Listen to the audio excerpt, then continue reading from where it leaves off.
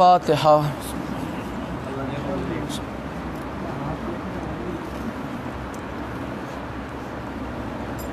کما قال اللہ تبارک و تعالی فی شان حبیبہ مخبرا و آمرا ان اللہ و ملائکتہ یصلون علی النبی یا ایہا الذین آمنوا صلوا علیہ وسلموا تسلیما۔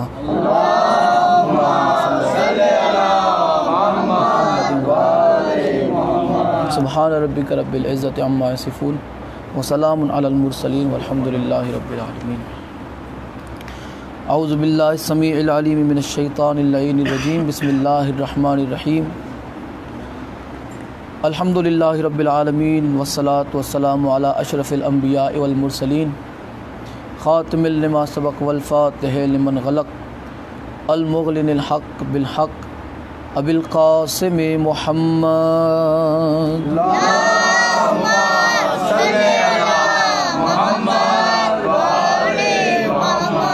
اہل بیتہ الطیبین الطاہرین المعصومین والمظلومین المنتجبین الذین اذھب اللہ عنہم الرجس وطہرہم تطہیرا۔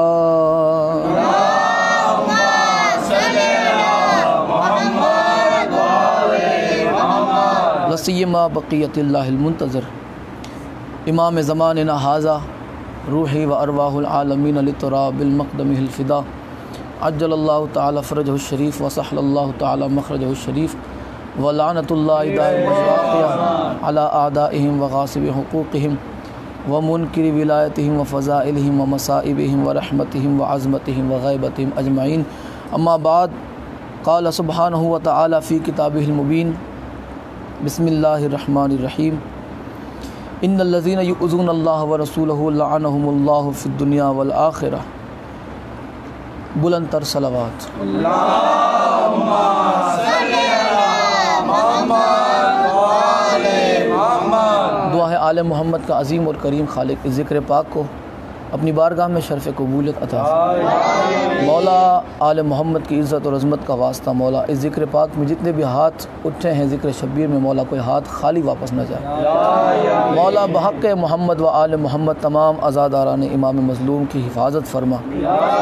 یا مولا بحق محمد و آل محمد جتنے بھی پریشان حال ہیں مولا ان کی پریشانیوں کو دور فرما۔ یا مولا تجھے تیری عزت و جلال کا واسطہ مولا امام زمانہ کے ظہور میں تعجیل فرما۔ یا مولا امام زمانہ کے ظہور میں تعجیل فرما۔ یا مولا وہ زمانہ ہم اپنی آنکھوں سے بھی دیکھے کہ سیدہ کائنات صلوات اللہ علیہ کا روزہ ہم اپنی آنکھوں سے تعمیر ہوتے ہوئے دیکھیں۔ یا مولا امام زمانہ کے ظہور میں جلدی فرما۔ یا مولا علی والوں کا بول بالا فرما۔ یا مولا علی والوں کا بول بالا فرما۔ مولا کے دشمنوں کو اس دنیا سے نیست و نابود فرما۔ دعاؤں کی قبولیت کے لیے سہرا درود کا لے مل کے بآواز بلند صلوات پڑھیں محمد و آل محمد پر۔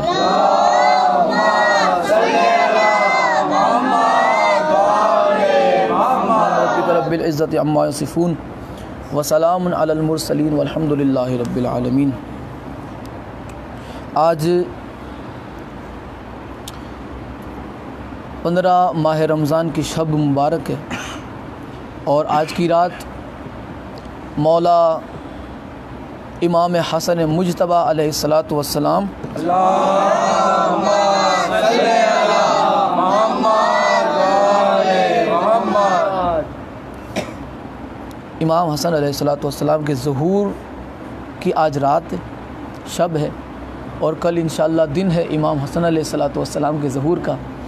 تو سب سے پہلے تو میں امام زمانہ عجل اللہ تعالی فرجہ الشریف کی بارگاہ میں اس مبارک اور پر مسرت گھڑی کی مبارکباد پیش کرتا ہوں اور ساتھ ہی ساتھ خاندان اہل بیت علیہ الصلاۃ والسلام کو اس مبارکباد میں پیش کرتا ہوں۔ اس کے بعد تمام مولائیوں کو امام مولا حسن علیہ الصلاۃ والسلام کا ظہور بہت بہت مبارک ہو۔ مل کے چھلکتے ہوئی صلوات پڑھیں محمد و آل محمد پر۔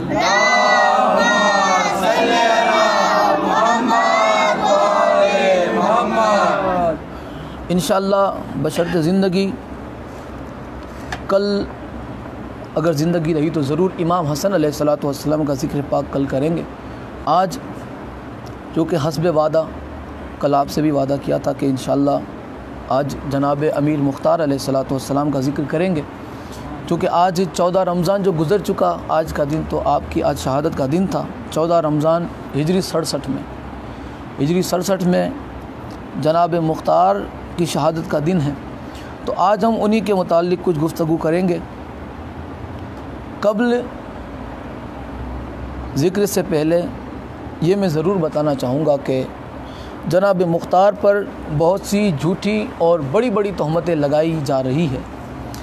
اس دور میں بنو امیہ کے لقموں پہ پلنے والے کتے، بنو امیہ کے حرام دودھ پہ پلنے والے مورخوں نے جو اسلام کی تاریخ کالی کی ہے، آل محمد کے چاہنے والوں پہ دھبے لگا لگا کر، آل محمد پر جان قربان کرنے والوں پر جو انہوں نے ظلم کے اور تہمت کے دھبے لگا کر جو تاریخ اسلام کو سیاہ کیا ہے، کالی کیا ہے، آج اس کا بھی انشاءاللہ کچھ پردہ فاش کریں گے، اور دعا کیجئے کہ مولا اس ذکر پاک کو اپنی بارگاہ میں شرف قبولیت عطا فرمائے۔ جناب امیر مختار علیہ السلام، کئی بدبختوں کو ان کے نام کے ساتھ رضی اللہ بھی پڑھو تو ہضم نہیں ہوتا۔ وہ کہتے کہ رضی اللہ کیوں کہ تو نعوذ باللہ تو مرتد تھے۔ پتہ ہے آپ کو جناب مختار کا مزار کدھر ہے؟ جناب مسلم ابن عقیل کے قدموں میں، جناب مسلم ابن عقیل کے قدموں میں آپ کا مزار پاک ہے۔ کیا کسی مرتد کو جگہ مل سکتی ہے کسی اہل بیت کے فرد کے قریب؟ مرتد کو تو کسی اور قبرستان میں اس کو ڈالا جاتا ہے، حالانکہ مرتد تو کیوں کہا جاتا ہے انہیں کہ نعوذ باللہ ان کے بارے میں ایک جھوٹی افواہ اڑائی جاتی ہے، انشاءاللہ اس کی بھی میں وضاحت کروں گا۔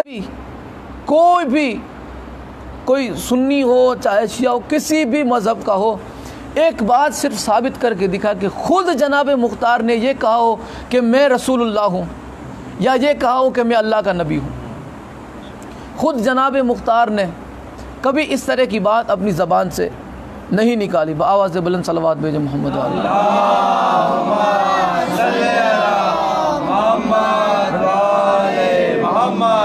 خود کبھی جناب مختار نے اپنی زبان سے یہ بات نہیں کہی، کوئی صحیح سند سے ثابت کر کے دکھا۔ یہ تہمت کس نے باندھی تھی انشاءاللہ اس کی وضاحت آگے ضرور ہوگی۔ جناب مختار وہ ہے جن کے بارے میں خود رسول اللہ صلی اللہ علیہ وآلہ وسلم نے پیشن گوئی فرمائی۔ کتاب کا حوالہ اگر کسی کو چاہیے تو وہ ضرور لے۔ کتاب کا نام ہے مختار آل محمد، اور دوسرا ہے کتاب کا نام جناب مختار، تیسری کتاب کا نام ہے مختار نامہ۔ یہ تین کتابوں کے حوالے وہ ابھی لے لے۔ چوتھی کتاب ہے نور الابصار، پانچویں کتاب ہے بہار الانوار۔ نور الابصار بہار الانوار میں بھی لکھا ہوا ہے، اور لکھا ہوا یہ ہے کہ رسول اللہ صلی اللہ علیہ وآلہ وسلم اپنی امت کو سبق دے رہے تھے۔ آپ نے فرمایا کہ پچھلے نبیوں کے اندر بھی ایسی امت تھی کہ جن امت میں کچھ اچھے بھی تھے کچھ برے بھی تھے۔ جو امت اچھی تھی اللہ نے اس کے اچھے کاموں کا اسے اچھا صلہ دیا، جو بری امت تھی نبیوں میں جو امت گزری ان میں جو برے تھے اللہ نے ان کے برے کاموں کی انہیں سزا دی۔ سرکار نے فرمایا کہ ایسے ہی میری امت میں بھی کچھ لوگ اچھے ہیں کچھ لوگ برے ہیں۔ سرکار نے جب یہ فرمایا تو صحابہ تو پریشان ہو گئے، یا رسول اللہ، اور پھر آپ نے پچھلے نبیوں کے امت کی مثال بھی دی کہ امت ایسی بھی گزری کہ جنہوں نے مل کے نبیوں کو قتل کر دیا، مثال دی۔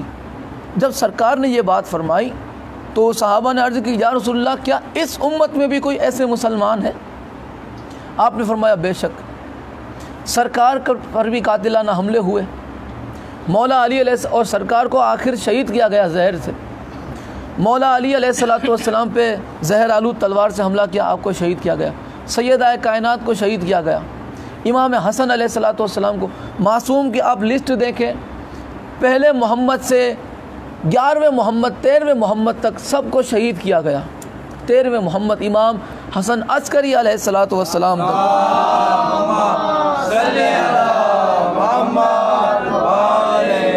امام حسن عسکری علیہ السلام تک یا کسی امام کو زہر سے مارا گیا یا کسی امام کو تلوار سے مارا گیا۔ یہ دو چیزیں زہر اور تلوار جس تک نہیں پہنچی تھی اللہ نے آج اس کو پردہ غیب میں زندہ رکھا ہے۔ اللہ نے اسے زندہ رکھا ہے پردہ غیب میں۔ اور کیوں؟ انتقام خون حسین کے لیے۔ جناب مختار علیہ السلام نے امام حسین کے خون کا بدلہ نہیں لیا. وہ میں بتاتا ہوں کیا لیا آپ نے. اس سے پہلے جناب مختار کی جو پیشن گوئیاں رسول اللہ نے فرمائی. آپ نے فرمایا کہ میری امت میں بھی ایسے برے لوگ گزریں گے.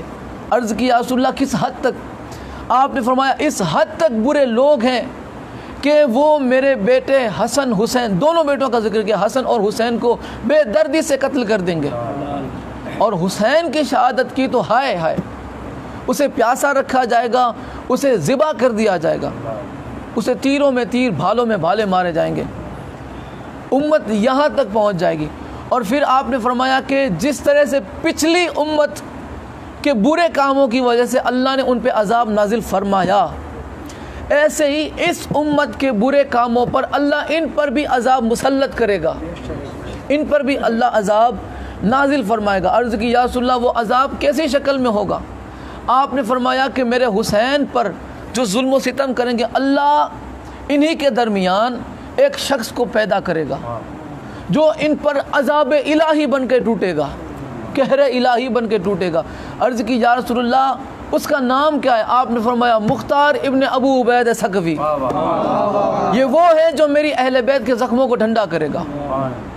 مولا علی علیہ السلام، چونکہ میں نے کل بھی بتایا تھا، آج میں ایک اور روایت میں بتا دوں.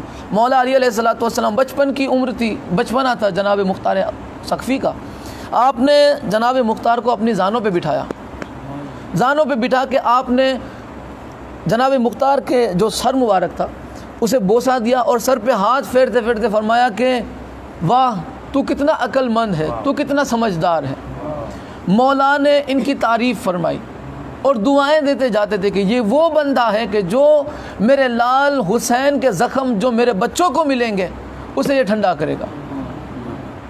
جناب مختار کی پیشن گوئی آگے آگے آ رہی ہے. اب کربلا میں امام حسین علیہ السلام، ایک کے بعد ایک میں امام کا میں کال پڑھتے جا رہا ہوں.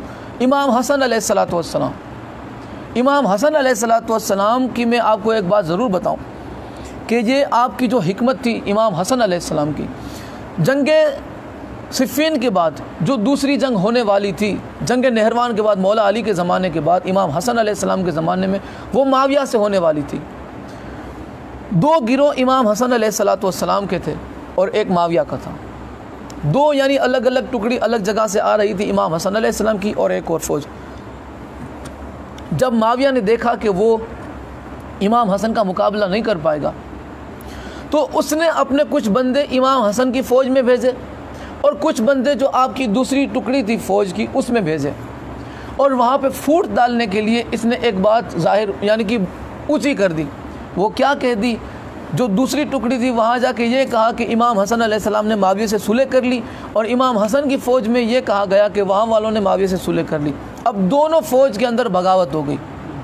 جب امام حسن علیہ السلام کے بارے میں یہ بات پھیلی اس فوج میں، اس ٹکڑی میں، تو وہاں سے کچھ لوگ یہاں آئے اور امام حسن علیہ السلام پہ حملہ کیا. تاریخ طبری کے اندر مختار نامے میں، اس کے بعد جو ہے کہ مختار آل محمد میں اس الفاظ کے ساتھ رقم ہے تاریخ طبری کے حوالے سے بھی کہ امام حسن علیہ السلام کو کچھ لوگوں نے گھوڑے سے نیچے گرایا. اور نعوذ باللہ کیا الفاظ کہے جانتے ہو؟ انہوں نے یہ کہا کہ نعوذ باللہ حسن تو اپنے باپ کی طرح کافر ہو گیا ہے. امام حسن سے یہ کہا بدبختوں نے، حسن تو اپنے باپ کی طرح کافر ہو گیا. اور یہ کہتے ہوئے ایک بدبخت نے آپ کو زہر آلود خنجر مارا آپ کے زانوں پر، بہت زوردار آپ کو خنجر مارا. اور آپ کو پھر جو آپ کے چاہنے والے تھے انہیں لے کر جناب مختار ثقفی کے چچا کے گھر لے آئے. اور وہاں جب آپ زخمی حالت میں تھے بات کو یعنی کہ دبا دیا گیا کہ امام حسن علیہ السلام پتہ نہ چلے کہ یہاں ہے، کہیں ایسا نہ ہو کہ معاویہ کی فوج انہیں یہاں بھی نقصان پہنچانے کے لیے آ جائے. جناب مختار ثقفی نے امام حسن علیہ السلام کی جب پتہ چلا کہ وہ یہاں پر ہے تو آپ نے اپنی بیوی سے جا کے رائے لی کہ اب میں کیا کروں؟ نواسہ رسول مولا علی علیہ السلام کے فرزند ہمارے مہمان ہیں، اب ہمیں کس طرح سے پتہ چلے گا کہ ہمارے ساتھ بھی کون ان کے ساتھ ہے اور کون ان کا باغی ہے، کون ان سے دل میں بغض رکھتا ہے؟ تو آپ سوچتے سوچتے آپ نے اپنی بیوی سے جا کے مشورہ کیا کہ میں کیا کروں اس حالت میں. دیکھو مختار سقفی کو اہل بیت سے اتنی مودت تھی کہ آپ نے اپنے خاندان والوں پر بھی اہل بیت کے معاملے میں بھروسہ نہیں کیا۔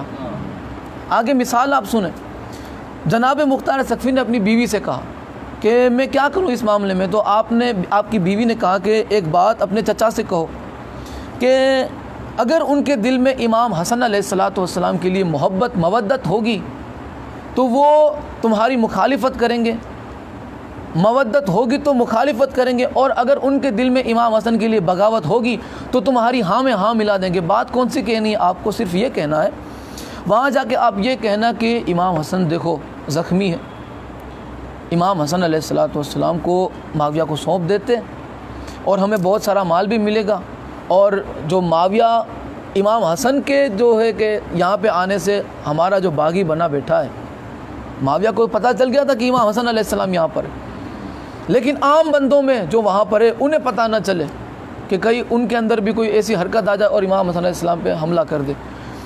ایسا ہم کرتے ہیں کہ امام حسن کو سونپ دیتے معاویہ کو، ہمیں مال بھی ملے گا اور معاویہ کی لڑائی سے چھٹکارا بھی ملے گا۔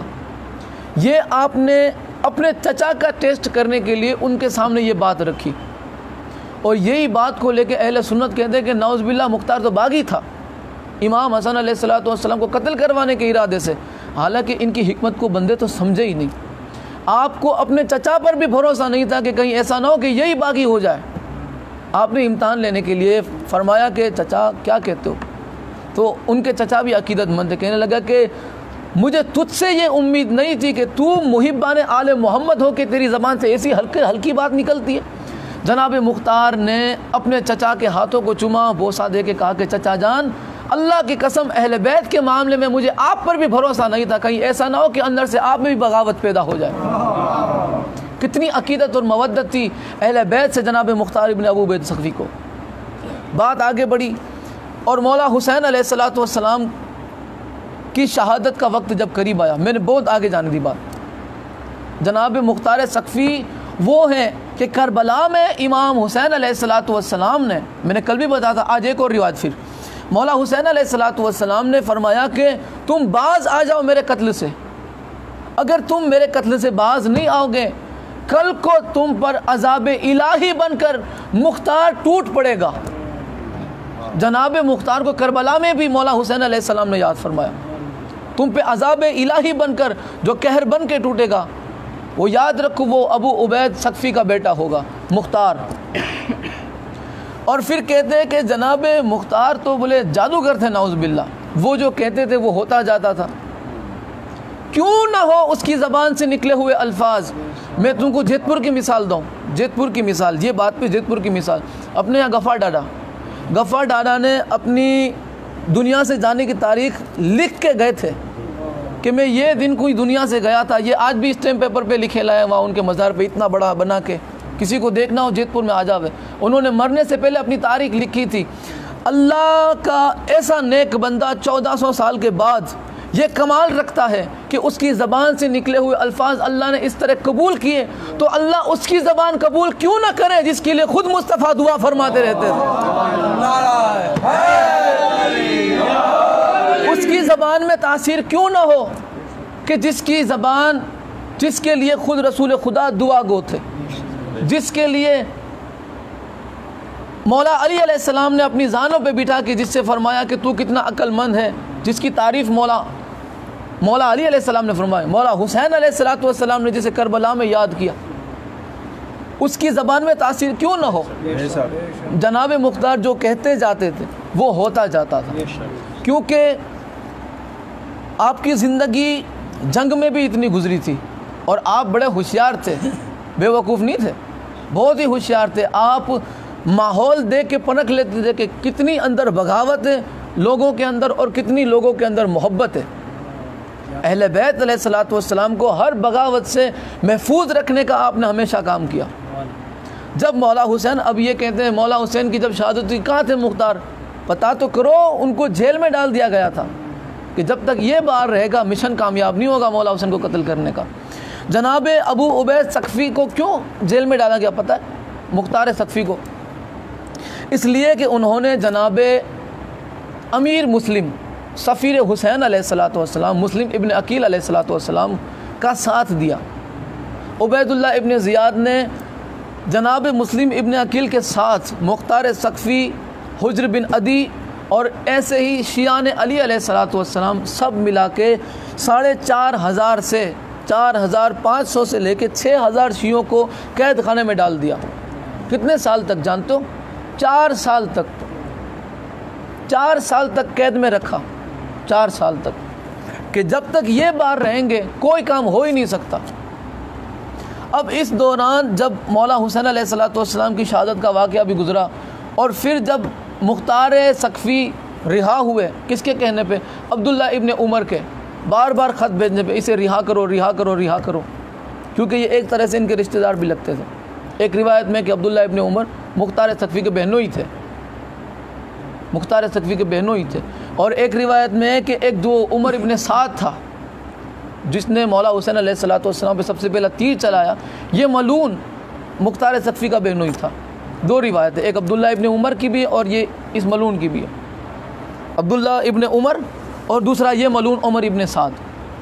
تو ان کے کہنے پر، عبداللہ ابن عمر کے کہنے پر بار بار خط بھیجا گیا عبید اللہ ابن زیاد کو، رہا کر رہا کر رہا کر۔ رہا کب کیا گیا جانتے ہو؟ جناب مختار کو میں نے جو کل بتائی تھی، آج چونکہ گفتگو چلی ہے تو میں انشاءاللہ بات آج پہنچاتا ہوں۔ جناب مختار کو عبید اللہ ابن زیاد نے کہا کہ جاؤ، جا کے اسے پکڑ لاؤ اور اسے موت کا فرمان سنایا جائے۔ اب مختار ثقفی کو دیکھو کتنا یقین ہے رسول اللہ کی زبان پر اور مولا علی کی زبان پر، کتنا یقین ہے آپ کو مولا علی پر اور رسول اللہ پر۔ جب انہیں بلایا گیا جناب مختار کو دربار میں آئے، جیسے ہی جناب مختار دربار میں آئے، 1300 تخت نشین جو کرسیوں پہ بیٹھے ہوئے تھے، سانسیں تھم گئی اور سب کے سب تعظیم کے لیے کھڑے ہو گئے۔ مختار ہمارا سلام، حالانکہ زنجیر میں جکڑے ہوئے جناب مختار ہمارا سلام ہمارا سلام، کسی کو جواب نہ دیا، سیدھے گئے عبید اللہ ابن زیاد کے پاس، اور آپ نے فرمایا کہ تو نے مجھے ولایت علی کی نماز سے کیوں توڑا؟ میں نماز علی پڑھ رہا تھا، نماز عشق علی میں مشغول تھا، تو نے میری عبادت میں خلل کیوں پہنچایا؟ کہنے لگا جانتا نہیں تجھے موت کا فرمان سنانا ہے۔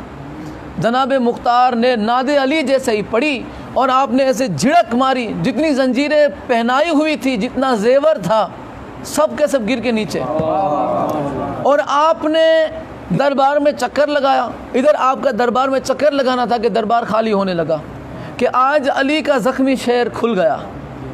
شیر جتنا اچھا ہوتا ہے اس سے کہیں زیادہ جب وہ زخمی ہوتا ہے تو زیادہ خطرناک ہوتا ہے، کیونکہ وہ کبھی بھی حملہ کر سکتا ہے، اور درباریوں نے دیکھا کہ کبھی بھی حملہ ہو سکتا ہے، جان پہ بنا، یہ ایک کے بعد ایک دربار خالی ہونے لگا۔ آپ نے ایک سپاہی سے تلوار چھینی اور عبید اللہ ابن زیاد کے سینے پہ پیر رکھا اور گردن پہ تلوار رکھی۔ آپ نے فرمایا کہ تو مجھے کہتا ہے موت کا فرمان تو مجھے سنائے گا؟ یاد رکھ میرے امیر نے، میرے مولا نے فرمایا تھا کہ مختار ایک وقت ایسا آئے گا تو میرے بچوں کے قاتلوں کو 1,80,000 حرامزادوں کو جہنم میں پہنچائے گا۔ ابھی تو میں نے تجھ جیسا ایک کتا نہیں مارا، مجھے موت کیسے آ سکتی ہے؟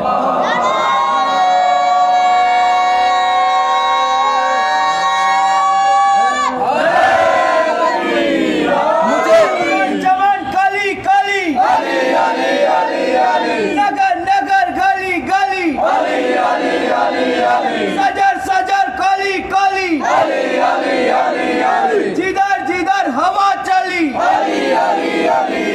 میں کٹی ہر ایک گلی، میں کٹی ہر ایک گلی، نعرہ حیدری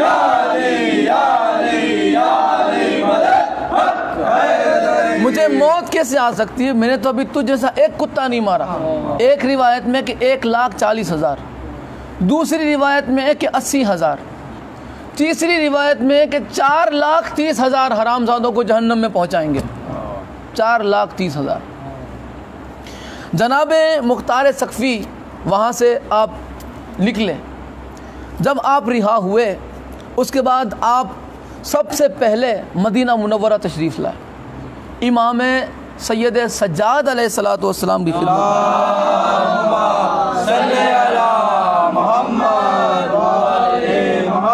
سید سجاد کی خدمت میں حاضر ہوئے، مولا اجازت چاہتا ہوں، اور آپ سے اجازت ملی۔ اس سے پہلے آپ نے ایک خط بھیجا تھا، ایک خط جس کا جواب سید سجاد نے نہیں دیا، بلکہ محمد ابن حنفیہ جو مولا علی علیہ السلام کے فرزند تھے، آپ نے اس خط کا جواب دیا کہ آپ کو امام علیہ السلام کی طرف سے اجازت مل چکی ہے، آپ خروج کیجئے۔ خروج یعنی مولا حسین علیہ السلام کے لیے آپ نکلیے، انتقام خون حسین کے لیے اجازت مل چکی ہے۔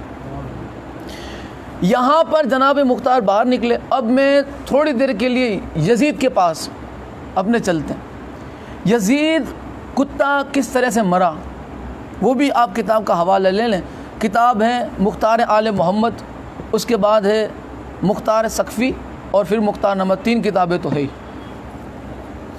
لکھا ہوا ہے مختار آل محمد میں ان الفاظ کے ساتھ کہ امام حسین علیہ السلام کی شہادت کے بعد یزید کے اندر ایک ایسی بیماری ہوئی، اس نے کئی ڈاکٹروں کو بلایا تو وہاں پہ اس کا کوئی علاج مل نہیں رہا تھا کہ اسے کون سی بیماری ہے۔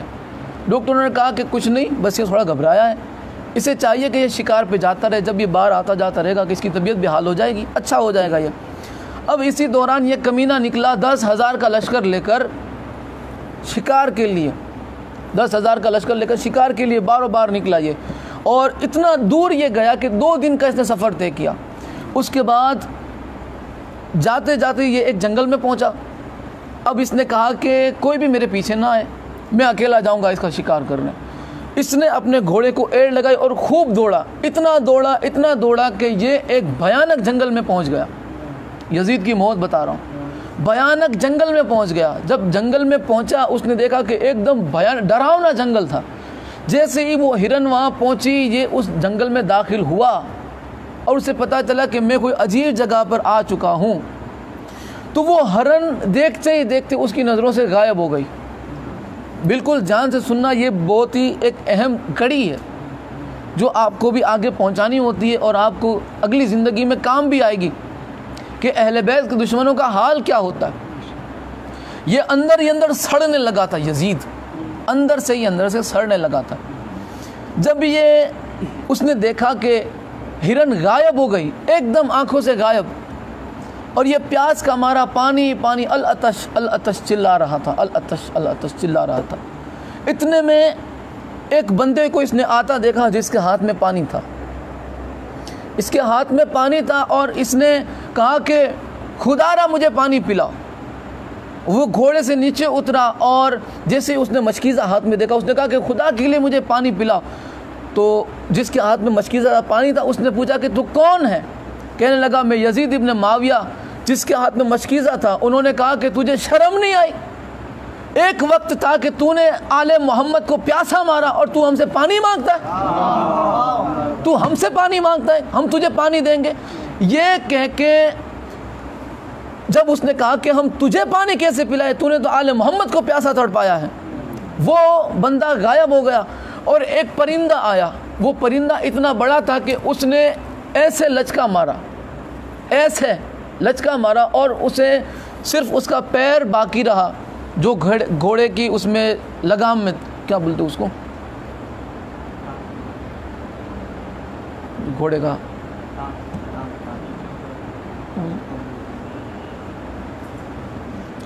خیر چلو بسم اللہ، ایک پیر اس کا گھوڑے میں اٹکا رہا اور باقی کا جسم وہ پرندہ کھا گیا۔ اب یہ باتیں کس نے بتائی؟ یزید تو مارا گیا، وہ تو غائب ہو گیا، یہ باتیں امام محمد باقر علیہ السلام نے بتائی۔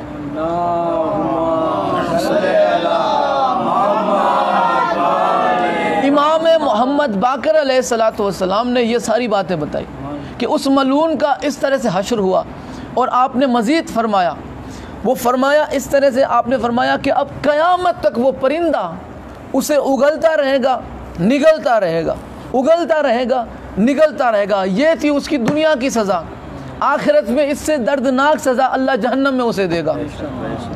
جب یہ گھوڑا دوڑتے دوڑتے صرف پیر لے کے یزید کی فوجیوں کے پاس پہنچا تو قہر مچ گیا، ہو یزید تو مارا گیا، یزید تو مارا گیا۔ اب یہاں پر یہ خبر پہنچی دمشق، یہ خبر پہنچی شام میں جہاں معاویہ تھا۔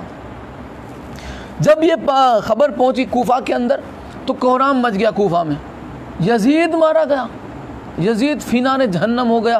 اب وہاں پر کوفہ کے اندر پھر بغاوت ہو گئی اور وہاں پہ جیل توڑ دی گئی، جو قید خانہ جس میں 4,500 جو سپاہی تھے شیعان علی جنہیں قید کر دیا تھا، وہ جیل کو توڑا گیا۔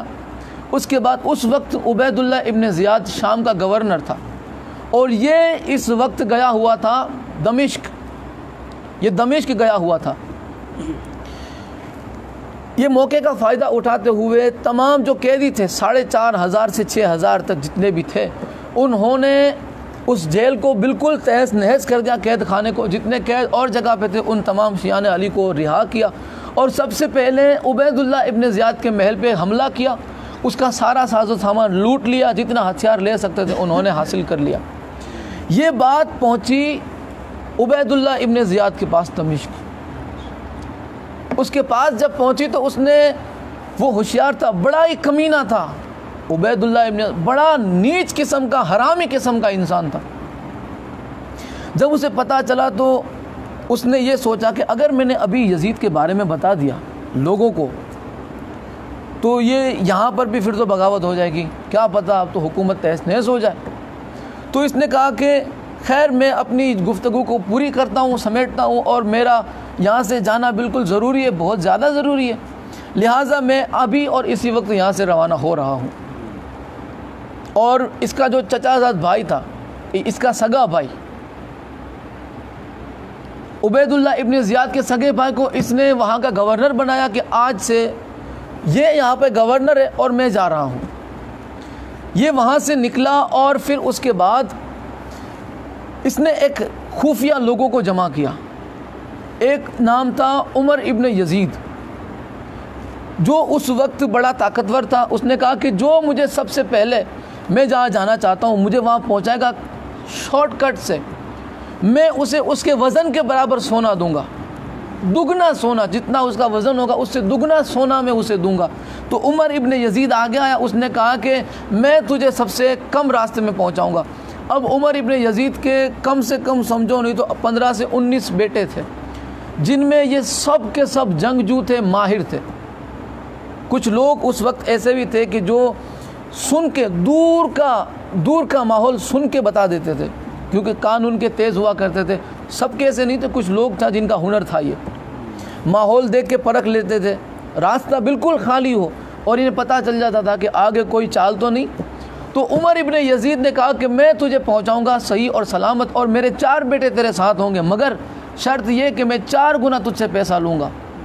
اس نے کہا کہ ٹھیک ہے۔ یہ جو 4,500 کا لشکر شیعان علی کا تھا، بات سمجھ میں آتی ہے؟ جو 4,500 کا لشکر شیعان علی کا تھا، انہوں نے خروج کر کے یہاں سے نکلے اور عبید اللہ ابن زیاد کو قتل کرنے کے لیے نکلے۔ کسی بھی حال میں عبید اللہ ابن زیاد کو قتل کرنا ہے، اور انہوں نے سر پہ کفن باندھ لیا۔ اب جو اس وقت لیڈر بنے شیعان علی کی فوج کے، اس وقت ابھی مختار ثقفی وہاں پہ پہنچے نہیں، ان کا نام تھا سلیمان ابن سرد خزائی، اور آپ کی عمر جانتے ہو کتنی تھی؟ 70 سال سے زیادہ تھی، 70 سال سے زیادہ آپ کی عمر مبارک تھی، مگر جذبہ جوان شرمائے۔ وہ کہتا ہے نا کہ علی کا عشق بوڑھوں کو جوان کر دیتا ہے اور علی کا بغض جوانوں کو بڈھا کر دیتا ہے۔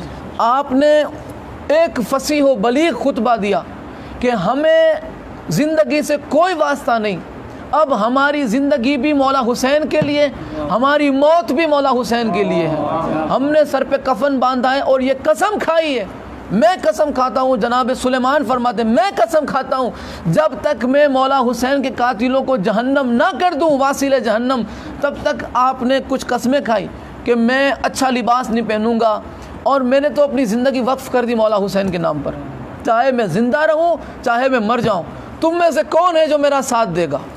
اور آپ نے نعرہ لگایا، سب سے پہلا نعرہ جو آج تک لگ رہا ہے اور قیامت تک لگے گا، یا لسارۃ الحسین۔ آپ نے آواز دی انہیں، لسارۃ الحسین اسے کہتے ہیں کہ جو مولا حسین کے قتل کا بدلہ لینے کے لیے جو بندے اٹھے ہو، اسے کہتے ہیں لسارۃ الحسین۔ آپ نے آواز دی کون ہے وہ بندہ تم میں سے جو امام حسین کے قتل کا بدلہ لینے کے لیے میرا ساتھ دے. اور ساروں نے جتنے بھی تھے جو شیعان علی 4.5 سے 6,000، میں 4.5 سے 6,000 اس لیے کہتا ہوں کہ الگ الگ روایت ہے، کسی نے 4.5 لکھا، کسی نے 5 اور کسی نے 6 لکھا. تو کوئی یہ نہ کہے کہ وہاں تو 5 لکھا ہے تو 4.5 بولتا ہے، وہاں تو 6 لکھا ہے تو 5 بولتا ہے، اس لیے میں نے 4.5 سے 6,000 تک. اب آپ آگے دیکھیے گا یہ 4,500 کی 4.5 سے 6,000 کی فوج نے کس طرح سے اپنی شجاعت کا اظہار کیا.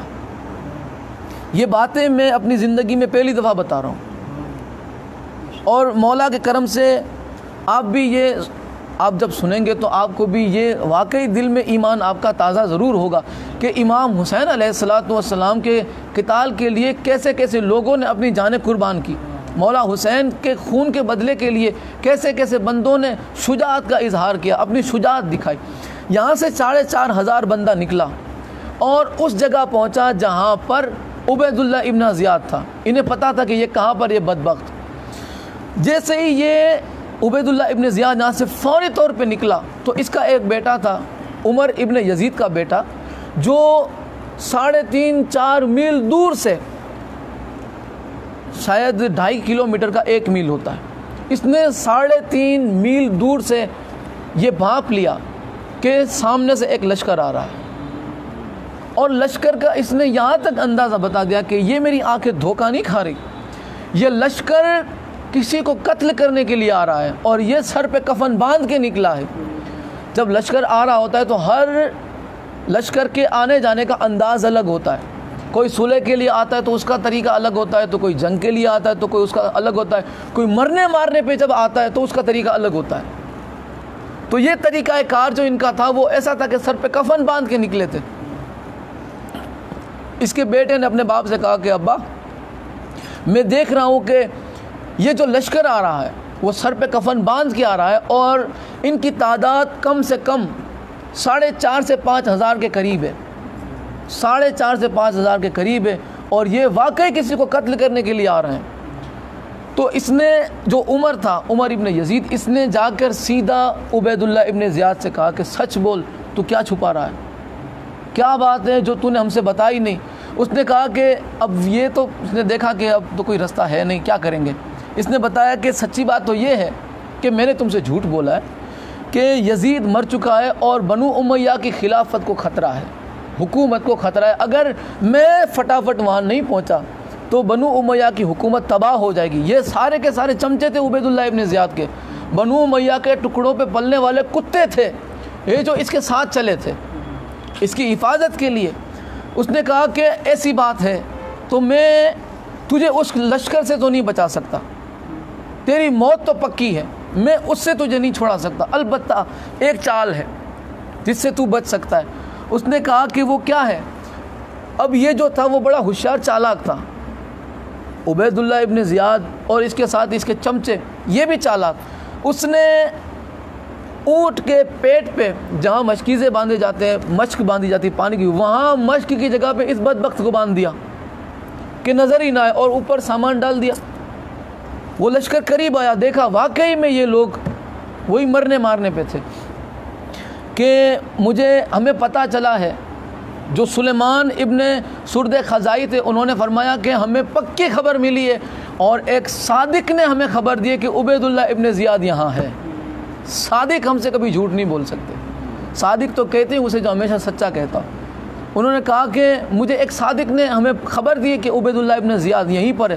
انہوں نے کہا کہ دیکھو دن کا اجالا ہے، تم تلاش کر لو، اگر تمہیں یہاں مل جاتا ہے تو وہ تمہارا. ہم کہہ رہے ہیں وہ یہاں پر نہیں ہے، وہ تو نکل چکا کب سے.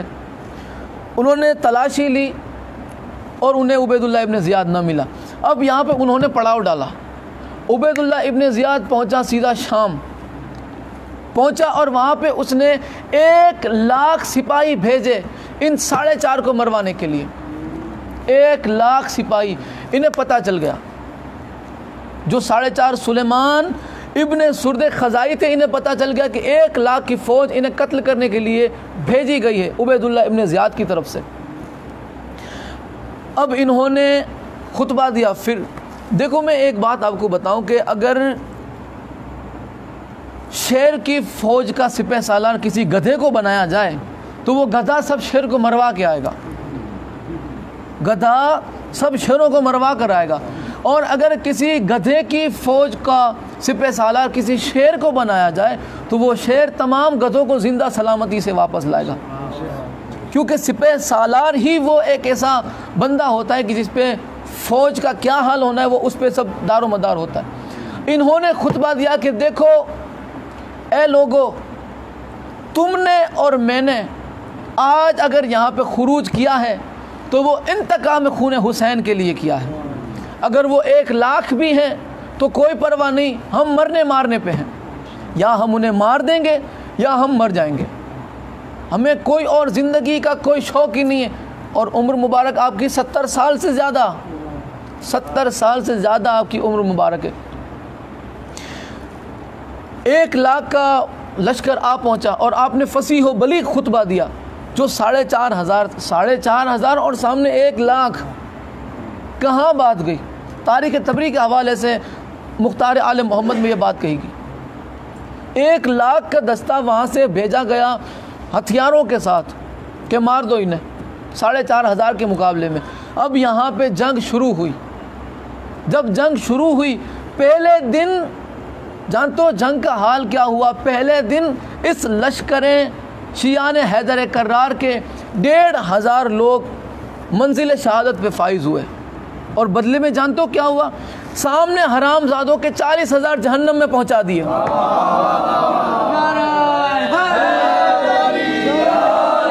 ان کے 40,000 جہنم میں پہنچا دیے۔ اس دلیری سے ان بزرگوں کی فوج نے لڑائی کی دشمنان آل محمد سے، کیونکہ کفن باندھے ہوئے تھے۔ اب جس نے یہ فیصلہ کر لیا ہو کہ یا میں مر جاؤں گا یا میں مار دوں گا، اس کے آل محمد میں آل محمد کے دشمنوں کو اللہ گواہ ہے تاریخ میں کبھی وہ شرمندہ نہیں ہوا ہے۔ اللہ گواہ ہے جس نے اہل بیت کی محبت کو دل میں بسا کر خروج کیا، دشمنان آل محمد کے سامنے تلوار اٹھائی، اللہ نے کبھی اسے شرمندہ نہیں ہونے دیا۔ یہ 40,000 جو مرے تھے، 60,000 بچے ہوئے بھاگے، 60,000 بچے ہوئے بھاگے۔ یہ بچے ہوئے بھاگنے کے بعد اب وہاں سے انہوں نے 2,00,000 مزید بھیجے۔ کتنے؟ 2,00,000 اور بھیجے کہ جاؤ۔ اب کتنے ہو گئے؟ 2,60,000۔ 2.5 سے زیادہ لوگ اب کتنے بندوں کو؟ 3,000 بندوں کو مارنے کے لیے اب آ رہے ہیں۔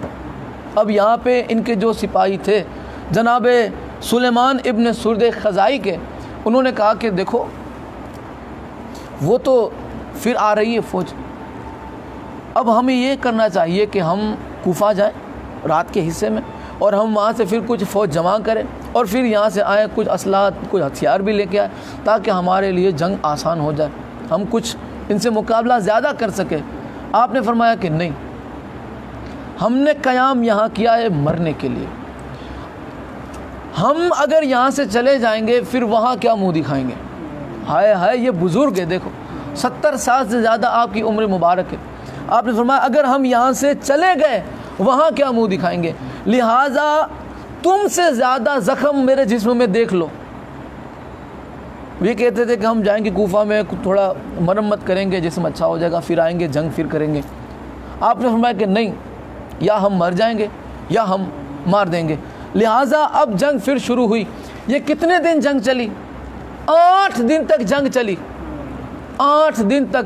یہ 3,000 2.5 سے لڑ رہے تھے، 3,000 2.5 سے لڑ رہے تھے، اور 8 دن میں انہوں نے اور 80,000 کو جہنم پہنچایا۔ اور پھر ان کے کتنے افراد بچ گئے؟ 70 افراد۔ 9واں دن جو آخری تھا 70 افراد بچ گئے، 70۔ 9واں جب دن شروع ہونے والا تھا اس سے پہلے جناب سلیمان ابن سرد خزائی نے خواب دیکھا۔ کیا خواب دیکھا؟ آپ ہر روز خطبہ دیتے تھے کیونکہ شام ہونے پر جنگ تھم جاتی تھی، صبح ہونے پر جنگ شروع ہو جاتی تھی۔ بڑا ہی ماشاءاللہ آپ توجہ سے سن رہے ہیں، ماشاءاللہ جنگ شروع ہو جاتی تھی۔ جب آخری رات یعنی کہ جب 9ویں رات تھی، آپ سوئے، خطبہ آپ نے ہمیشہ آپ اپنے سپاہیوں کو جوشیلا خطبہ دیتے تھے کہ دیکھو مولا حسین علیہ السلام کے ہم خروج کی، آپ اہل بیت کی محبت کے لیے ہم نکلے ہیں، ان کی محبت میں ہم نے خروج کیا۔ ان کے دشمنوں کے سامنے ہمیں لڑنا ہے، انتقام خون حسین لینا ہے۔ جب تک انہیں واصل جہنم نہ کریں گے تب تک ہم چین کا سانس نہیں لیں گے، اور ہماری زندگی اب کوئی زندگی نہیں۔ جب آل محمد کو انہوں نے تڑپا تڑپا کے ترسا ترسا کے مارا تو ہماری زندگی تو کوئی معنی نہیں رکھتی۔ زندگی کیا کام کی ہماری اگر آل محمد ہی اب نہ رہے، اگر مولا حسین علیہ السلام کے ہم نصرت میں نہ آ سکے۔ آل محمد یعنی مولا حسین علیہ السلام کی بات کر رہا ہوں، آگے تو ہے امام محمد باقر اور صادق آل محمد۔ ہم جب مولا حسین کے کام نہ آ سکے تو اب ہماری زندگی کس کام کی؟ انہوں نے کہا کہ جب آخری رات سوئے، جب سوئے انہوں نے تو خواب دیکھا۔ خواب میں کیا دیکھا کہ آپ جا رہے ہیں اور دیکھا کہ آپ نے باغیچہ ہے، ایک دم خوبصورت حسین باغیچے ہیں، پھول خوشبو وغیرہ، اور اتنے میں ایک بی بی ظاہر ہوئی، ایک بی بی ظاہر ہوئی، اور آپ نے فرمایا کہ بیٹا سلیمان، کل تجھے میرے دونوں شہزادے حسن اور حسین لینے کے لیے خود تیرے پاس آئیں گے۔ اللہ، کل تجھے میرے دونوں اور آپ نے فرمایا وہ کون بی بی تھی؟ بی بی خدیجہ الکبریٰ صلوات اللہ علیہا۔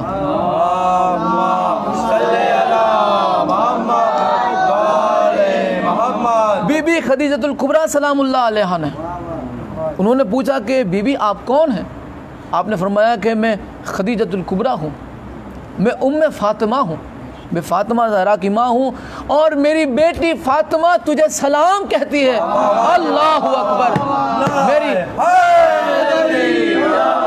میری بیٹی فاطمہ تجھے سلام کہتی ہے، میرا بیٹا حسن، میرا بیٹا حسین، میرا داماد علی تجھے سلام کہتا ہے، اور تیرے قیام کو میری بیٹی زہرا نے قبول کر لیا جو تو نے حسین ابن علی کے لیے کیا، قبول کر لیا۔ اب کیا تھا؟ اور آپ نے وقت بھی دیا کہ زوال کے وقت میرے دونوں شہزادے تجھے لینے کے لیے آئیں گے۔ پتہ چلا کیا بشارت تھی؟ جس طرح سے اگلے شیعان علی شہادت کی منزل پہ فائز ہوئے، تو بھی اب بہت عنقریب جلد ہی زوال کے وقت تک شہادت کی منزل پہ پہنچ جائے گا۔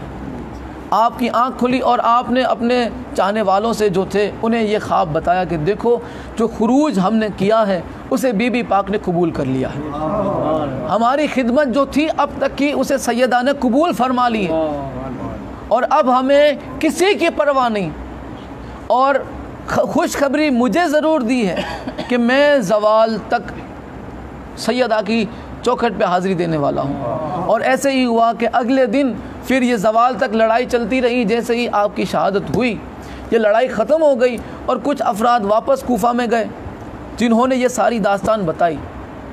جناب سلیمان ابن سرد خزائی کی ساری داستان بتائی کہ اس طرح سے انہوں نے کوفہ سے جو ہے کہ وہاں سے جیل قید خانہ توڑ کے نکلے، اور یہ اس طرح سے شہادت آپ کی ہوئی۔ مختار ابن ابو عبید ثقفی، جب آپ کو اس کے بارے میں پتہ چلا تب آپ نے سوچا کہ اگر میں نے مکے سے مولا حسین علیہ السلام کے قتل کا اگر میں نے یہاں سے قیام کیا تو یہ بات غلط ہوگی، میں اسے کوفہ ہی سے شروع کروں گا، جہاں سے ان لوگوں نے بغاوت شروع کی تھی وہیں سے میں ان ناریوں کا، ان جہنمیوں کو جہنم پہنچانے کا آغاز کروں گا۔ آپ نے کہیں نہ جاتے ہوئے سب سے پہلے مولا حسین علیہ السلام کی قبر پہ حاضری دی۔ جناب امیر مختار علیہ السلام مولا حسین کی قبر پہ حاضری دی، اور حاضری دے کے آپ نے وہاں پہ گریہ شروع کیا، سر پٹک پٹک کے جناب مختار ابن ابو عبید ثقفی نے اپنے سر پہ خاک ڈالی اور روتے رہے، گریہ کرتے رہے، نوحے پڑھتے رہے، اور آپ نے قسم کھائی، یا میرے مولا حسین، مجھے آپ کے نانا محمد مصطفیٰ کی قسم، مجھے آپ کے بابا علی کی قسم، مجھے آپ کی اماں سیدہ زہرا کی قسم، مجھے آپ کے بھائی حسن کی قسم، مجھے آپ کی شہادت کی قسم، جب تک میں آپ کے قاتلوں کو واصل جہنم نہیں کر دوں گا مختار اپنا لباس تبدیل نہیں کرے گا۔ یہ قسمیں کھا رہے ہیں، مختار اپنا لباس تبدیل نہیں کرے گا، نہ یہ کبھی خوشبو لگائے گا، نہ یہ سر پہ تیل ڈالے گا، مختار اپنا لباس نہیں تبدیل کرے گا۔ اس کے بعد جناب مختار ثقفی نے کوفہ سے خروج شروع کیا، آپ نے حملہ کیا، اور آپ منبر پہ تخت نشین جلوہ افروز ہوئے، منبر پہ آپ بیٹھے اور آپ نے ایک کے بعد ایک امام حسین علیہ السلام کے قاتلوں کو واصل جہنم کرنا شروع کیا۔ مولا حسین علیہ السلام کے خون کا بدلہ نہیں لیا تھا آپ نے بدلہ نہیں، بلکہ بدلہ تو قائم آل محمد لیں گے۔ آپ نے کیا کیا؟ آپ فرماتے ہیں کہ میں 10 مرتبہ بھی بلکہ 100 مرتبہ بھی ان حرامیوں کو اگر بار بار جہنم پہنچاؤں تب بھی امام حسین کے ایک خون کے قطرے کا بھی حق ادا نہیں ہوگا، ایک خون کے قطرے کا بھی حق ادا نہیں ہوگا۔ تو پھر تو کیسے یہ امام حسین کے خون کا بدلہ نہیں تھا، بلکہ آپ نے ہر اس شخص کو واصل جہنم کرنا تھا، ہر اس شخص کو اس دردناک سزا دینی تھی، وہ دردناک سزا جو انہوں نے سلوک آل محمد سے کیا۔ اور ایسے ہی جناب مختار سقفی نے ایک ایک کتے کو مارا، جس نے مولا حسین علیہ السلام کو تماچے مارے تھے اسے بھی تماچے مارے گئے اور اسے واصل جہنم کیا گیا۔ جس نے مولا حسین کو نیزہ مارا تھا اسے اسی طرح نیزے مارے گئے، اسی طرح نیزے مارے گئے۔ ہرملہ جب قید ہوا، جب ہرملہ پکڑا گیا، جب یہ ہرملہ کون کمینہ ہے؟ یہ شیطان، یہ ملعون ابن ملعون، یہ وہ مردود ہے کہ جس نے جناب علی اصغر علیہ السلام کو حلق مبارک میں تیر مارا تھا، یہ وہ مردود تھا۔ جب یہ کمینہ پکڑا گیا، مختار ابن ابو عبید سقفی نے اس کے سامنے اس کے پلے کو لایا گیا جو یہ چھوٹا تھا۔ اب ایک طرف اس کے باپ کو کھڑا کیا، ایک طرف اس کے بچے کو، اور اسی طرح اسے بھی جہنم پہنچایا، گرگٹ کی اولاد سے گرگٹ۔ ہرملہ کمینہ تھا، اس کی اولاد بھی کمینی، کیونکہ جو آل محمد کا خون بہا چکا ہو اس کی اولاد میں کیسے کوئی وفادار آل محمد ہو؟ ماں جس کی بدکار ہو اس کی نسلوں میں کبھی محبت آل محمد نہیں آ سکتی۔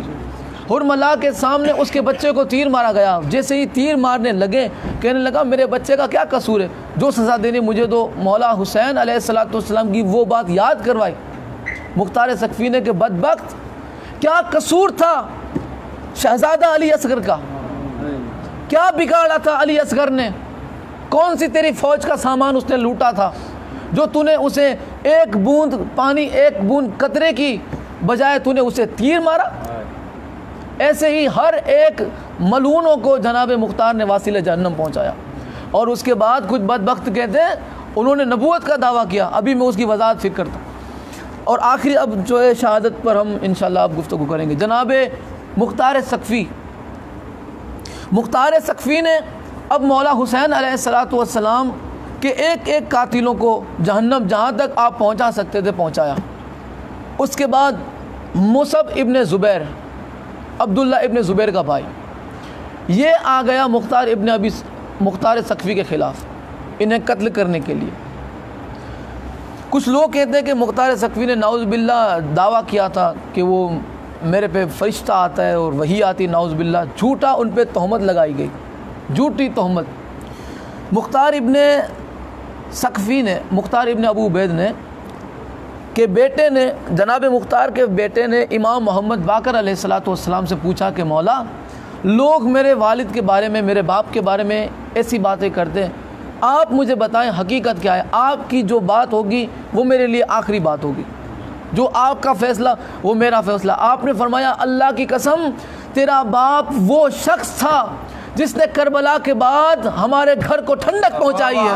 اللہ اکبر، تیرا باپ وہ شخص تھا جس نے کربلا کے بعد ہم آل محمد کے زخموں کو، جھوٹ بول رہے ہیں یہ لوگ، جس کے بارے میں رسول اللہ بشارت دے، جس کی تعریف مولا علی کرے، جس کی تعریف مولا حسین بیان کرے، جسے کربلا میں مولا حسین یاد کرے، اس کے بارے میں کہتے ہو کہ اس نے نبوت کا دعویٰ کر دیا، جس نے اپنی زندگی آل محمد کی غلامی میں قربان کر دی، جو خود اپنے آپ کو دہلیز آل محمد کا نوکر سمجھتا رہا، اسے کہتے ہو کہ اس نے نبوت کا دعویٰ کر دیا، نعوذ باللہ۔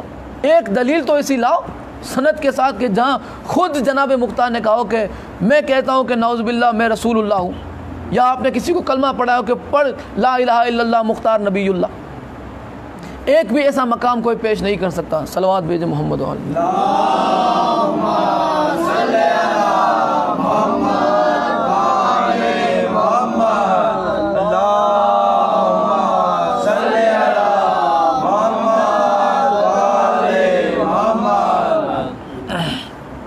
ایک بھی موقع نہیں دکھا سکتا کوئی. جناب مختار جب آخری لڑائی کے لیے نکلے اپنے خیمے، اپنے قصر سے، اپنے محل سے،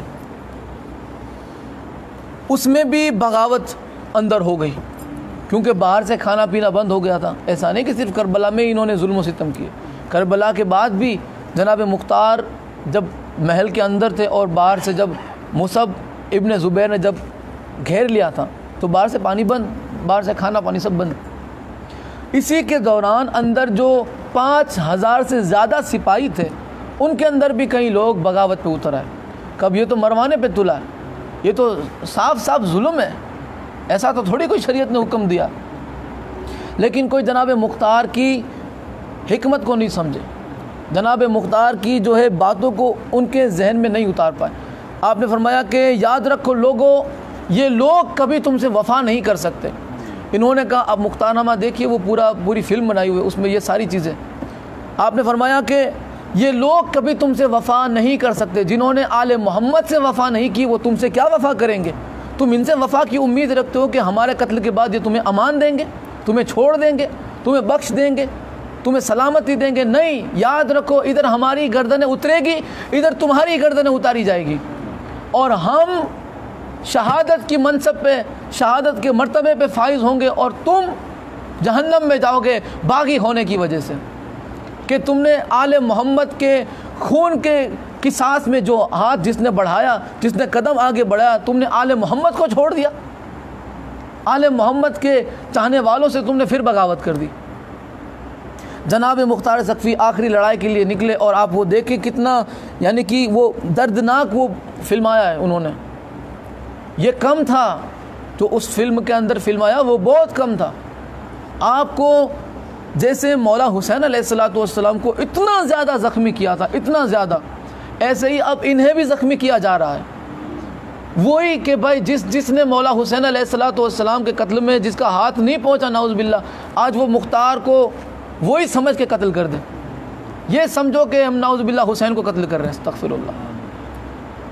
جناب امیر مختار کو اس لحاظ سے قتل کیا کہ جس نے کربلا میں جس کا ہاتھ نہ پہنچا، اس بدبخت نے یہاں کربلا سمجھ کے آل محمد کے چاہنے والوں کو شہید کیا. اور رمضان کے مہینے میں حالت روزے میں آپ کو شہید کیا گیا، حالت روزے میں، روزہ بھی تو پھر شہادت بھی، شہادت کے مرتبے پر فائز ہوئے. آپ کی شہادت کے بعد اب وہ جو وہی والا جو سلسلہ ہے جو کہتے ہیں نعوذ باللہ انہوں نے نبوت کا دعویٰ کر دیا، وہ کیا ہوا؟ جناب مختار کی شہادت کے بعد، بڑی ذمہ داری سے میں بات کر رہا ہوں، جناب مختار کی شہادت کے بعد مصعب ابن زبیر نے حکم دیا کہ جتنے بھی مختار کے ماننے چاہنے والے ہیں، اس کے رشتہ دار، سب کو قتل کر دو اگر وہ مختار پہ لعنت نہ کرے تو. آتے گئے بندے باغی ہوتے گئے، نعوذ باللہ جناب مختار پہ لعنت کرتے گئے. اب بات ان کے گھر پہنچی. جناب مختار کی 2 بیویاں تھیں، 2 بیویوں میں سے ایک بیوی جو تھی پہلے تو وہ نہیں پھوٹی، ان پہ جو ہے زور زبردستی کی گئی کہ نہیں، آج اگر تم نے مختار پہ لعنت نہیں کی تو تمہیں قتل کر دیا جائے گا.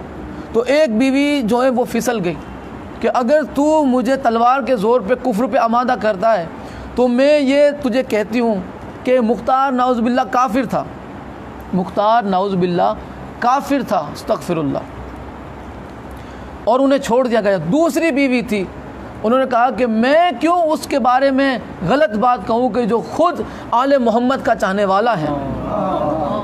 اب دیکھو یہ ان کی بیوی کی زبان سے جو بات نکلی وہ رقم ہے کتاب کے اندر. مختار آل محمد نے بھی یہ بات رقم ہے. انہوں نے کہا کہ میں اس بندے کو، اور مختار ثقفی جو ایک اور کتاب ہے اس میں بھی یہ بات، انہوں نے کہا کہ میں اس شخص کے بارے میں کیسے غلط کہوں جو خود آل محمد کا، جو خود محبان اہل بیت میں سے ہے، جس نے خود اہل بیت کی غلامی میں شہادت کا مرتبہ پایا. اگر اس کی بڑائی کرنے میں، اس کی سچائی بتانے میں اگر مجھے شہادت ملتی ہے تو پھر مجھے شہادت قبول ہے. یہ ہوتی ہے سچی بیوی، وفادار بیوی، کہ موت قبول کر لی مگر اپنے شوہر کے بارے میں کوئی نازیبا الفاظ نہیں کہے. انہوں نے آگے بات کہی کہ میرا شوہر تو ایک صالح بندہ تھا، نیک بندہ تھا، آگے سے مصعب کے پاس اس کے چمچے نے یہ خبر پہنچائی کہ نعوذ باللہ اس کی بیوی تو یہ کہتی ہے کہ مختار تو نبی تھا، اس پہ وہی آتی تھی۔ یہاں پہ ان کی بیوی نے کیا کہا، میرا شوہر ایک نیک اور صالح بندہ تھا، یہ کہتا ہے کہ اس نے نبوت کا دعویٰ کر دیا۔ یہاں سے بات چلی کہ مختار نے نبوت کا دعویٰ کیا تھا، نعوذ باللہ استغفر اللہ۔ یہ ہوتا ہے اہل بیت علیہ الصلوۃ والسلام سے دشمنی کا نتیجہ، کہ لوگ اس بات کو نہ سنتے نہ سمجھتے، نہ کبھی تحقیق کرنے کی انہیں توفیق ملی، کبھی تحقیق کرنے کی توفیق ہی نہیں ملی انہیں کہ کسی بات کی ہم تہ تک پہنچے، کہ اس کی حد تک پہنچے کہ واقعی کہاں تک بات سچی ہے۔ کئی باتیں ایسی ہیں جو مختار ثقفی پہ جھوٹ باندھی گئی نعوذ باللہ، جس کی پیشین گوئی رسول اللہ فرمائے، پھر اس کے بارے میں کون سا نقص نکال سکتے بندے؟ یہ تو رسول اللہ صلی اللہ علیہ وآلہ وسلم کی پیشین گوئی پہ کوئی نقص نکالنے کی بات ہوئی، جناب مختار کی پیشین گوئی تو رسول اللہ نے دی تھی۔ اور کیوں آپ کو اعتماد نہ ہو جس کی بشارت خود رسول پاک نے دی تھی کہ مختار، اور مولا علی علیہ السلام نے، کہ مختار تو اس وقت تک جام شہادت نہیں نوش کرے گا جب تک تو 1,80,000 حرامیوں کو جہنم میں نہیں پہنچا دے گا۔ اور جناب مختار نے قاتلان حسین کو چن چن کے واصل جہنم کیا، واصل جہنم چن چن کے کیا، اور اس کے بعد آپ شہادت کی منزل پہ فائز ہوئے۔ شہادت اللہ نے آپ کو، اور جب بغاوت ہو گئی 5,000 فوجیوں کے اندر بھی آخر میں، اور آپ کے ساتھ کم سے کم تعداد جو لکھی ہے وہ 17 بندے لکھے، 10 اور 7۔ پورا کوفہ باہر سے گھرا ہوا ہے دشمنان آل محمد کا، پورا کوفہ باہر سے گھرا ہوا، اس میں سے 17 بندے نکلے جانثار اہل بیت۔ جیسے کربلا کے میدان میں گنے چنے بندے نکلے تھے مولا حسین علیہ الصلوۃ والسلام کے ساتھ جام شہادت پینے کے لیے، ایسے ہی جناب مختار کے ساتھ بھی گنے چنے بندے نکلے۔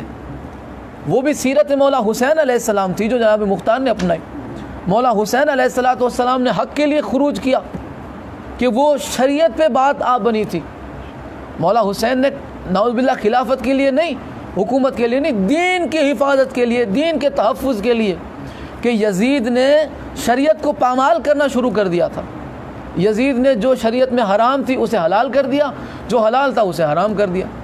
مولا حسین نے شریعت کو بچانے کے لیے، دین کو بچانے کے لیے، اسی لیے سرکار غریب نواز نے فرمایا کہ دین است حسین، دی پناہ است حسین، اور حقا کے بنا لا الہ است حسین، کہ حقیقت جو دین ہے وہ مولا حسین ہے، اور جو دین کی بنیاد ہے وہ میرا مولا حسین ہے۔ جناب مختار ثقفی پہ جتنی جھوٹی باتیں باندھی جاتی ہے، کان کھول کے سن لے وہ بندے۔ ایک صحیح سند سے یہ ایک روایت کو ثابت کر کے دکھائے کہ خود جناب مختار نے کہا ہو کہ میں نعوذ باللہ رسول اللہ ہوں، یا کسی کو کلمہ پڑھوایا ہو کہ پڑھ تو لا الہ الا اللہ مختار نبی اللہ، نعوذ باللہ۔ ایک بھی صحیح سند سے کوئی بھی بات ثابت نہیں کر سکتا۔ یہ بنو امیہ کے حرام ٹکڑوں پہ پلنے والے مورخوں نے یہ لکھ مارا کہ یہ اس کے بارے میں کچھ تہمت لگاؤ کہ امت آگے جا کے کہیں اس کی شان بیان نہ کرنے لگ جائے۔ کیا منہ دکھائیں گے ہم، کیا اس کے ہم منہ دکھائیں گے؟ اس پہ بھی کچھ تہمت لگا دو جیسے ہم پہ لگی، تہمت لگا دو، اس پہ بدنام کر دو اسے، جیسے مولا ابو طالب علیہ السلام کو یہ حرام زادوں نے بدنام کیا کہ کلمہ نہیں پڑھا تھا، یہ نہیں تھا، وہ نہیں تھا۔ کمینوں، پہلے تمہارے باپ داداؤں کے شجرے تو چیک کرو، کیا کلمہ پڑھ کے تم مسلمان نہیں ہوئے؟ مولا ابو طالب ان کے اسلام کی باتیں کرتے ہو جو خود کل ایمان کا باپ ہے، جس کی گود میں اسلام پڑا، جس کی گود میں اسلام پلتا رہا، اس کے بارے میں تم ایمان کی سندیں مانگتے ہو، جس کے ایمان کے قصیدے اللہ قرآن میں پڑھتا ہے۔ تم اپنے باپ دادا تلاشو، ایمان ایک طرف، باپ ڈھونڈو۔ جس کا باپ نہیں ہوتا وہی مولا ابو طالب علیہ السلام پہ بھونکتا ہے، جس کا باپ ہوتا ہی نہیں کوئی، وہی مولا ابو طالب علیہ السلام پہ زبان لمبی کرتا ہے۔ جناب مختار ابن ابو عبید ثقفی علیہ السلام، کچھ بندے اس میں بھی اعتراض کرتے، شیعہ ہو کے کچھ بندے وہ علیہ السلام، یہ تو صرف نبیوں کے لیے، اور یہی بات سنی بھائی بھی کہتے ہیں، علیہ السلام تو صرف نبیوں اور معصوموں کے لیے ہوتا ہے، تم یہاں کہاں سے لائے؟ میں نے کہا کہ جب عام بندہ دوسرے بندے کو ملتا ہے، گناہگار بندہ، اسے کہتا ہے السلام علیکم، یا تو کہتا ہے سلام علیکم۔ ایک گناہگار بندہ گناہگار بندے کو سلام بھیج سکتا ہے، تمہیں اس پہ سلام کیوں نہ بھیجوں جس سے خود محمد و آل محمد راضی رہے ہوں؟ میں اس پہ سلام کیوں نہ بھیجوں جس کی بشارت خود رسول اللہ نے دی ہو؟ میں اس پہ سلام کیوں نہ بھیجوں جسے خود مولا حسین نے کربلا میں یاد کیا ہو؟ عام بندے کچھ نہیں تو قبرستان میں مردوں کو بھی سلام، السلام علیکم یا اہل القبور، مردوں کو سلام بھیجتے تو کچھ نہیں ہوتا، اس پہ سلام بھیجو کہ جسے خود بی بی فاطمہ الزہرا سلام بھیجتی ہے، اسے کہتے ہو ہم سلام نہ بھیجیں۔ یہ ایک بڑی حیرت انگیز بات ہے۔ خیر خدا ان تمام کو توفیق دے، اور مولا بحق محمد و آل محمد اس ذکر پاک کو اپنی بارگاہ میں شرف قبولیت عطا فرمائے، اور اگر یہاں پر پڑھنے میں کچھ مجھ سے غلطی ہوئی ہو تو مولا آل محمد کی عزت اور عظمت کے صدقے میں اس ناچیز حقیر فقیر گناہگار کو بخش دے۔ مولا بحق محمد و آل محمد تمام مومنین اور مومنات کو کوئی غم نہ دے سوائے غم حسین علیہ السلام کے، کما قال اللہ تبارک و تعالی فی شان حبیبہ مخبرا و آمرا ان اللہ و ملائکتہ یصلون علی النبی یا ایھا الذین آمنوا صلوا علیہ وسلموا تسلیما